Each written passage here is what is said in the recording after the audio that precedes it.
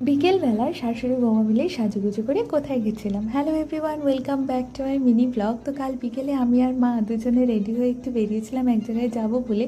প্রথমেই টোটো ধরে আমরা পৌঁছাই কাঁচরাপাড়া স্টেশন, আর তারপর সেখান থেকে টিকিট কেটে প্ল্যাটফর্মে মোটামুটি 5-10 মিনিট ওয়েট করার পরে আমাদের ট্রেন চলে আসে। আমরা ধরেছিলাম সেদিনকে কল্যাণী সীমান্ত লোকাল, আর তারপর ট্রেনে করে আমরা পৌঁছাই কল্যাণী ঘোষপাড়া স্টেশন। কারণ এখানেই হচ্ছে প্রায় 300 বছরেরও বেশি পুরনো সতীমার মেলা। স্টেশন থেকে ওই 5 থেকে 10 মিনিটের হাঁটা পথেই কিন্তু মেলায় পৌঁছে যাওয়া যাবে। আর মেলায় ঢোকার পরেই আমরা সবার প্রথমে চলে গেছিলাম সতীমায়ের মন্দির দর্শন করতে। আমি কিন্তু এই মন্দিরে প্রায় আরও 3-4 বছর আগে এসেছিলাম। এই বছর মন্দিরটা তো ভীষণ সুন্দর করে সাজানো হয়েছিল। তারপর আমরা মন্দিরটা ঘুরে গেছিলাম মায়ের মন্দিরটা দর্শন করতে। আর এই হচ্ছে সেই সতী মায়ের মন্দির।